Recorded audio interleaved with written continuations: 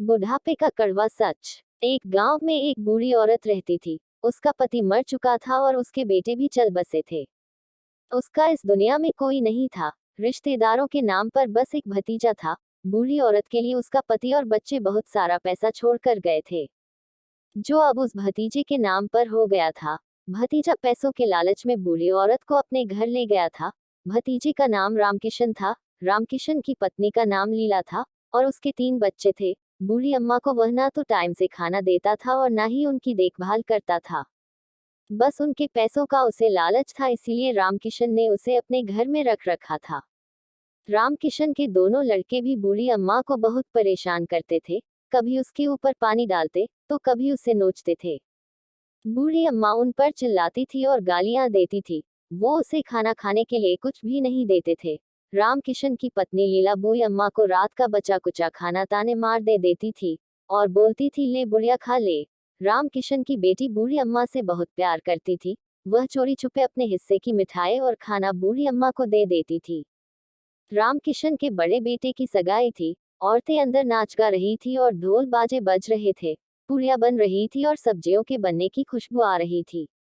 बूढ़ी अम्मा सोच रही थी कि पता नहीं कब मुझे खाना देंगे। बूढ़ी अम्मा रामकिशन की पत्नी के डर से बाहर नहीं निकली। वह अपनी कोठी में ही बैठी बैठी खाने के लिए देख रही थी, क्योंकि उसने 2 दिन से कुछ नहीं खाया था। वह सोचती कि मुझे तो ये लोग रोटी भी नहीं देते, फिर इतनी बढ़िया बढ़िया पूरियां क्यों देंगे। बूढ़ी अम्मा को भी पूरियों की खुशबू आ रही थी। उसने सोचा कि बाहर जाकर उसकी महक और भी अच्छी लगती है, क्यों ना मैं हलवाई से 2 पूरी मांग लूं। फिर वह पैरों के बल सरकती हलवाई के पास गई और वहां जाकर ऐसे देखने लगी जैसे भूखा खाने की तरफ देखता है।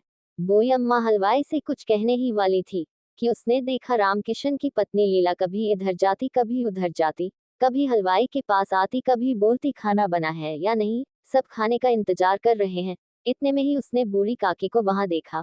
वह ऐसे छुट्टी जैसे सांप नेवले पड़ सकता है और उसका हाथ पकड़कर अंदर ले गई। बोली, तुम्हारा पेट है या कुआं?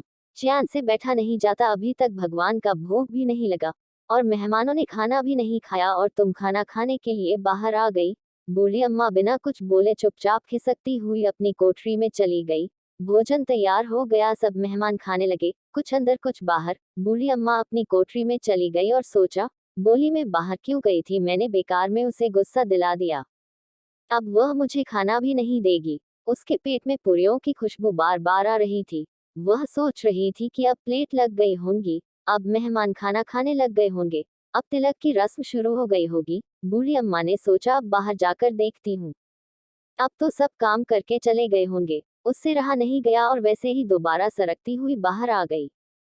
उसने आकर देखा, अभी तो कोई उंगलियां चाट रहा था, कोई दही पी रहा था, कोई पूरियां खा रहा था और सब लोग बूढ़ी अम्मा को देख रहे थे और बोले, अरे ये बुढ़िया कहाँ से आई है। इतने में रामकिशन ने अम्मा को देख लिया। देखते ही उसने पूरियों का थाल नीचे गिरा दिया और गुस्से में बोला, तू यहाँ क्यों आई है, और घसीटते हुए वापस कोठरी में ले गया। रामकिशन की बेटी लाडली यह सब देख रही थी। उसे बड़ा दुख हुआ। वह चिल्लाई और बोली, अगर मेहमानों से पहले अम्मा खा लेंगी तो क्या बिगड़ जाएगा। यह मेहमान भी तो खाना खा रहे हैं। पर वह अपने माता पिता के डर से और कुछ ना कर पाई। उसने अपने हिस्से की पूरियां एक बर्तन में रख दी कि बाद में अम्मा को दे देगी। सब मेहमान चले गए। रात में उसकी माँ और पिता भी सो गए। तब वह चुपके से उठी और अम्मा की तरफ जाने लगी। उसने देखा, रामकिशन जब अम्मा को घसीटते हुए लाया था तो उसके हाथ पैरों में पत्थर से चोट लग गई थी और वह बेहोश हो गई थी। उसे कुछ याद नहीं था। अब अम्मा को थोड़ा बहुत होश आया। उसने सोचा, अब तो सब मेहमान खाकर चले गए होंगे, इन पूरियों की वजह से बेकार में इतनी चोट खाए, पर इस भूखे पेट का क्या करूं, और कैसे भी अब तो सब कुछ खत्म हो गया होगा। इतने में बूढ़ी अम्मा को किसी के आने की आवाज सुनाई दी। उसने कहा, कौन है? लाडली बोली, अम्मा मैं हूँ, आपके लिए खाना लाई हूँ। बूढ़ी अम्मा बोली, तुम्हारी माँ ने दिया है? उसने कहा, नहीं, ये तो मेरे हिस्से की पूरियां हैं। उसमें सिर्फ 4 ही पूरी थी। अम्मा ने वो जल्दी जल्दी खाए। उन पूरियों को खाकर और भूख लगने लगी तो बोली, और ले आओ। लाडली ने कहा, अब तो माँ मुझे मारेगी। अम्मा ने कहा, तो मुझे वहां ले चलो जहां सब मेहमानों ने खाना खाया था। लाडली अम्मा को वहां ले गई। वहां अम्मा झूठे बर्तनों में पूरियां उठा उठाकर खाने लगी और बची सब्जी चाटने लगी। अम्मा सोच रही थी कि मैं ये सब क्या कर रही हूँ। अगर आज इन लोगों ने मुझे खाना दे दिया होता तो शायद झूठे बर्तन ना चाटने पड़ते। इतने में रामकिशन की पत्नी लीला की आंख खुल गई। उसने देखा कि उसकी बेटी लाडली वहां नहीं है। उसने इधर उधर देखा, फिर देखा कि लाडली झूठे बर्तन के पास खड़ी है। वहां जाकर उसने देखा कि अम्मा झूठे बर्तन चाट रही है। उसने सोचा कि एक पंडिताइन आज मेरी वजह से झूठे बर्तन चाट रही है। आज मेरे बेटे की सगाई है। मैंने लाखों को खाना खिलाया पर उसी को नहीं खिलाया जिसके पैसों पर मैं जिंदा हूँ। जिसके पैसों से मैं ऐसा कर रही हूँ, उसे बड़ा बुरा लगा। वह रोने लगी और भगवान से प्रार्थना करने लगी कि मुझे माफ करो, मुझे इसका दंड मत देना।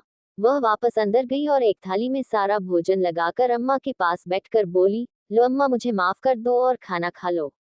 जैसे एक बच्चे को टॉफी दे देने से वह बहल जाता है, उसी तरह खाने की थाली देखकर अम्मा सब कुछ भूल गई और उसने उसे माफ कर दिया। आपको ये कहानी पसंद आई हो तो लाइक, शेयर, सब्सक्राइब और कमेंट जरूर करें। धन्यवाद।